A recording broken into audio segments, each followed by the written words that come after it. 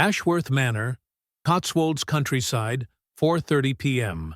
Charles Pemberton, 42, pharmaceutical magnate, returns home early and hears laughter coming from the drawing room. He approaches silently, and what he sees leaves him breathless. His daughter Sophie, 4 years old, whom doctors had declared impossible to walk forever, is taking her first wobbling steps toward the outstretched arms of Emma Richardson, 28, the nanny hired just 2 weeks before. Charles remains paralyzed behind the door, while his daughter, considered a lost case by Europe's best neurologists, laughs and walks as if it were the most natural thing in the world. What he will discover about Emma and her revolutionary methods will forever change his vision of medicine, love, and miracles. Ashworth Manor stood majestically in the Cotswolds countryside like a jewel of Georgian architecture, surrounded by gardens that seemed painted by an 18th-century master. Charles Pemberton had purchased this historic estate after his pharmaceutical company became one of Europe's most influential, transforming it into a perfect refuge where modern luxury blended with past elegance. But within those golden walls hid a tragedy that no fortune could cure. Sophie was 4 years old and had never walked. Born prematurely due to complications during birth that had also taken her mother, Catherine, the child had been declared by the world's best neurologists as suffering from severe cerebral palsy that permanently compromised her mobility. The medical verdicts had been relentless. She would never walk, must use a wheelchair for life. Better to resign oneself and focus on what she could do.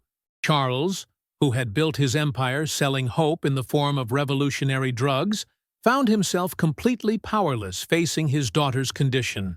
He had consulted the finest specialists from London to Zurich, funded experimental research, transformed a room of the manor into a private clinic, equipped with the world's most advanced technologies. Nothing had worked. Sophie was a child of lively intelligence and infectious smile, with long chestnut hair and green eyes that sparkled with curiosity despite her body's limitations. She had learned to move skillfully in her personalized wheelchair, painted pink with butterfly decorations, but Charles saw in her eyes the question she never dared ask. Why couldn't she run like other children? Nannies had succeeded each other in the manor like changing seasons. Some had been excellent but cold professionals, others affectionate but unprepared to face the specific needs of a disabled child. All, however, had accepted the medical verdict as an immutable fact, focusing on daily management rather than the possibility of improvement. Charles himself had eventually surrendered. His days were divided between corporate meetings where he decided the fate of millions of patients worldwide, and afternoons at home where he felt like the most failed father on earth. He could cure rare diseases with his drugs, but couldn't help the only person who truly mattered. It was a Friday in September when elite domestic agency proposed Emma Richardson, 28 years old, graduated in physiotherapy with specialization in pediatrics, impeccable references from Milan's finest families, specific experience with children with particular needs. Charles accepted the meeting more out of duty than hope. He needed someone to look after Sophie while he traveled for work. Emma arrived on a Sunday morning with a small suitcase and a smile that lit up her entire face. She was a woman of medium height, blonde hair gathered in a neat ponytail, dressed simply but with natural elegance. What immediately struck Charles were her eyes, blue, deep, full of determination he had never seen in other nannies. When Emma explained her work philosophy, Charles thought she was too idealistic to be effective. She spoke of hidden potential, mind-body connection, miracles born from patience. They seemed like a visionary's words rather than a serious professional's, but Sophie adored her instantly. The child, usually shy with strangers, began chattering with Emma as if she had known her forever. She showed her doll collection, the drawings hanging in her bedroom, told her about her favorite fairy tales. Emma listened with total attention, asked genuine questions, laughed at Sophie's jokes with sincerity that warmed the heart. Charles hired Emma that same evening, more for the effect she had on Sophie than for conviction in her unconventional methods. He didn't know he was about to witness the greatest miracle of his life. 2 weeks had passed since Emma's arrival, and Charles had noticed subtle but significant changes in Sophie. The child was more lively, laughed more often, had acquired confidence she hadn't possessed before.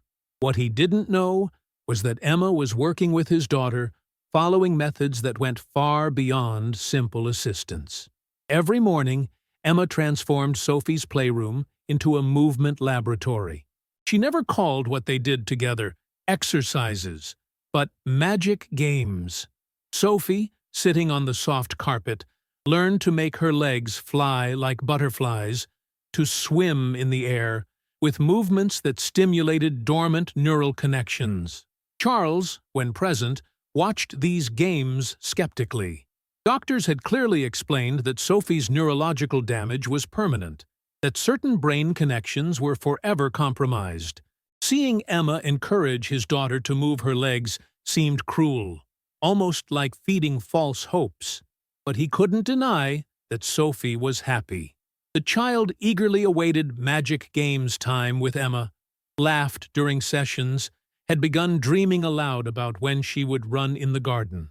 Charles wrestled between wanting to stop these illusions and the joy of seeing his daughter so full of life. Emma had also introduced a completely new routine. Instead of simply pushing Sophie's wheelchair, she encouraged her to use her arm muscles to move independently. She had transformed house movements into adventures, and Sophie pushed herself enthusiastically toward each destination. Her arm muscles had visibly strengthened, and with them, her self-esteem. Evenings were dedicated to foot theater. Emma had invented stories where Sophie's feet were characters who had to learn to dance. The child, lying on the bed, moved her toes following Emma's stories, laughing when the foot characters did funny things. Charles had heard the neurologist say those movements were just meaningless reflexes, but Emma maintained that every small voluntary movement was a brick in building a miracle. One evening, while dining alone in the great hall, Charles heard prolonged laughter coming from upstairs. He climbed silently and stopped in front of Sophie's bedroom door. Emma sat cross-legged on the floor, telling a story animating characters with different voices. Sophie lay on her stomach, supported by her elbows, following the tale with wide, wondering eyes. But what made Charles start was seeing Sophie rhythmically moving her legs, as if walking while lying down. Emma made no comments on the movements, naturally incorporating them into the story. The princess moved her legs like that because she was running in the magic meadow. Charles moved away, confused. Doctors had said those movements were just involuntary spasms, but something in Emma's attitude made him think she saw something others had overlooked. On the second week's Friday, Charles had to leave for Brussels for a meeting with the European Commission about his new experimental drugs. It was a crucial meeting worth hundreds of millions of pounds, but for the first time in his career, he hesitated to leave home. He couldn't define why, but had the feeling he was about to miss something important. The Brussels meeting went magnificently. The Commission approved 3 of his new drugs for rare disease treatment, guaranteeing his company enormous profits, and above all the possibility of helping thousands of European patients. It should have been the happiest day of his entrepreneurial career. Instead, all he wanted was to return home. The plane landed at Heathrow 2 hours ahead of schedule. Charles decided not to warn Emma of his early return, wanting to surprise Sophie. Driving through the Cotswolds countryside toward Ashworth Manor, he felt strangely excited, as if about to discover something that would change everything. He didn't know how right he was. It was 4:30 in the afternoon when Charles silently opened Ashworth Manor's main door. The autumn sun filtered through the great windows, creating light patterns on the ancient oak floors. The house was immersed in serene tranquility, But what he heard made him stop suddenly. Laughter. Genuine, joyous laughter he hadn't heard since Catherine died. The voices came from the great drawing room, transformed into Sophie's playroom. Charles approached on tiptoe and stopped behind the half-open door. What he saw completely paralyzed him. Emma stood in the room's center, arms stretched forward, with a radiant smile. 2 meters from her, Sophie was getting to her feet. Her small hands pressed on the floor. The muscles of her legs, those legs declared, without motor function, contracted visibly to support her. Sophie took a wobbling step forward, then another. Her feet touched the ground with growing determination, while she laughed with that crystalline laughter that was the world's most beautiful sound, approaching step by step Emma's outstretched arms. Charles felt his knees give way. His daughter, subjected to every type of medical test, was standing up alone. Her legs, defined as neurologically compromised, were supporting her. When she reached Emma and threw herself into her arms, both burst into liberating laughter that filled the entire manor. Emma lifted her and spun her in the air while Sophie cried with joy. Charles leaned against the wall, tears streaming down his face. What he had seen defied everything he believed about medicine, about the limits of the human body.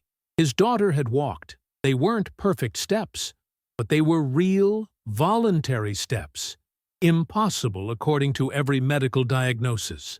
Sophie saw her father, and her face lit up. She wriggled from Emma's arms, got back on her feet, and began walking toward him. Every step was a revolution. Charles knelt and opened his arms. When Sophie finally threw herself into his arms, Charles held her as if never wanting to let her go.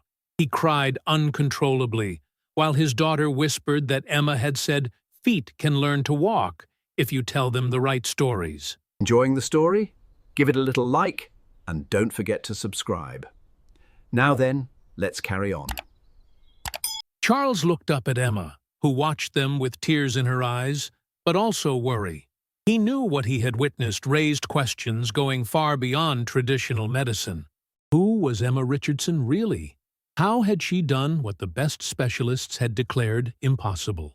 That evening, after putting Sophie to bed, who couldn't stop telling about her magical adventure, Charles and Emma sat in Ashworth Manor's great drawing room. The fireplace crackled gently, while outside London's lights twinkled in the distance. Charles had opened a bottle of his finest claret, but neither had touched their glass. The silence was charged with unspoken questions. Charles looked at Emma as if seeing her for the first time, trying to reconcile the image of the gentle Nanny with that of the woman who had accomplished a medical miracle. Emma broke the silence, explaining that what he had seen wasn't magic, but the result of weeks of work based on scientific principles traditional medicine often overlooked. Infant neuroplasticity was much more powerful than most neurologists were willing to admit. As Emma spoke, Charles discovered her true story. She wasn't simply a nanny. She had a PhD in neuroscience from Cambridge, had worked at an experimental clinic in Zurich specializing in impossible cases of infant cerebral palsy. Her methods had obtained results that defied every medical expectation. Emma had left her academic career after a tragedy. Her brother Matthew, paralyzed in a road accident at 16, had walked again thanks to her revolutionary methods. But the medical community had refused to recognize the results, marginalizing her from the academic world. She had decided to work as a specialized nanny, privately helping families with children considered lost cases. Sophie was her 7th little patient. All 6 previous ones had shown significant improvements. Charles remained silent, absorbing revelations that questioned everything he believed. He, who had built a pharmaceutical empire on traditional science, faced proof that more effective approaches existed than his expensive treatments. Emma explained why she hadn't immediately revealed her identity. Experience had taught her that wealthy parents often preferred prestigious diagnoses to hopes from a woman working outside the official system. Charles understood why she had been marginalized. In the modern medical world, an approach that worked without generating enormous profits was dangerous. Her methods cost almost nothing: time, patience, love, and scientific competence. That night, Charles walked for hours in the corridors, thinking about Sophie sleeping after accomplishing the miracle, about Emma, who had renounced a brilliant career to help children, about himself and his role in a system that perhaps failed those who needed help most. By morning, he had made the most important decision of his life. The months following that night's revelation radically changed life at Ashworth Manor. Charles transformed the entire East Wing into a private experimental clinic, equipping it with the finest neuromotor rehabilitation technologies. But the real revolution was the completely new approach Emma had brought. Sophie continued improving day by day. Her steps became more secure.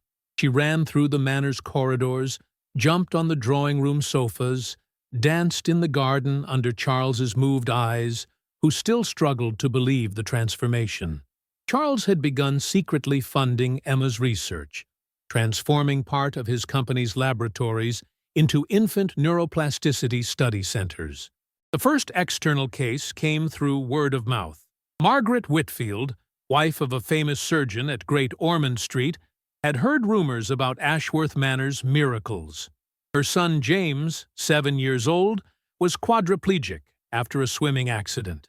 Emma accepted to help him with strict conditions, total confidentiality, and no external medical interference. Charles observed Emma work with James exactly as with Sophie. After 2 months, the boy moved his fingers. After 4 months, he sat alone.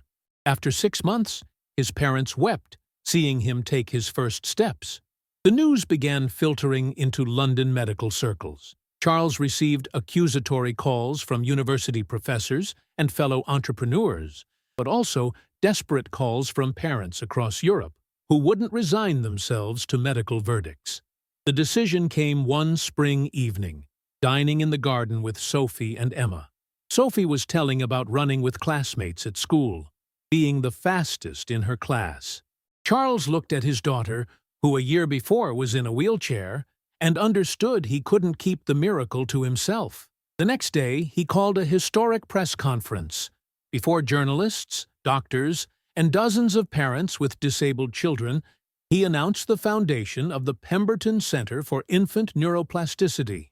He presented Sophie and James's cases, showed transformation videos, illustrated the scientific foundations supported by his laboratories. Above all, he announced he would donate half his fortune to make treatments free. The reaction was explosive. Medical colleagues accused him of betraying serious science. Specialist journals published editorials against false hopes. But thousands of parents worldwide began calling, arriving with their incurable children. Emma, from reserved Nanny, found herself at the center of an international debate dividing the medical world. But she cared about only one thing: children who continued improving, demonstrating daily that miracles result from love, science, and conviction, that no case is ever lost. 5 years had passed since that press conference that shook the international medical world. The Pemberton Center for Infant Neuroplasticity had become a global reference point, with locations in 12 countries and a waiting list of thousands of families from every continent. Sophie, now 9 years old, had become the living symbol of what determination and love could achieve. Not only did she walk perfectly, but she had also begun practicing ballet, realizing the dream she had cultivated since she was small. Her videos, published on the center's social media, had gone viral worldwide, inspiring millions never to give up facing difficulties. Charles had completely transformed his pharmaceutical company. Instead of focusing exclusively on profits, he had redirected much research toward developing innovative therapies for childhood disabilities. His laboratories worked closely with Emma's team to develop standardized protocols applicable worldwide. Emma had become the center's scientific director and one of the world's most recognized pediatric neuroscientists. She had published 3 books on her methods, given lectures at the most prestigious universities, trained hundreds of therapists in her revolutionary approaches. But what filled her most with pride were the 847 children who, thanks to her methods, had recovered motor functions traditional medicine considered forever lost. The center's success had attracted international institutions' attention. The World Health Organization had commissioned a study on Emma's methods, and results were so convincing that WHO recommended integrating her techniques into standard pediatric rehabilitation protocols. But the real revolution was cultural. The Pemberton Center had demonstrated that an approach based on love, patience, and conviction that every child deserved a chance could obtain better results than expensive, impersonal therapies. Thousands of therapists worldwide had begun applying Emma's principles, transforming how society viewed childhood disabilities. Charles and Emma had also found love. 2 years earlier, they had married in an intimate ceremony in Ashworth Manor's garden, with Sophie as maid of honor. Their marriage had grown naturally from sharing a common mission, mutual respect, and awareness of having witnessed a miracle that changed their lives. They had had a son, William, now 1 year old, whom Sophie adored as a precious little brother. Watching Sophie play with William, run after him when he began crawling, pick him up when he cried, was daily proof for Charles that miracles truly exist and sometimes arrive through the people you least expect. One summer evening, while the family dined on Ashworth Manor's terrace overlooking the Cotswolds hills, turning pink in the sunset, Sophie asked a question that made everyone smile: if they remembered when she couldn't walk. Emma took Sophie's hand and explained it wasn't important to remember when she couldn't walk, but to celebrate everything she had learned to do since then. Charles, lifting William, who laughed happily, added that every child has within themselves the capacity to perform miracles. They just need someone who believes in them enough to help them discover it.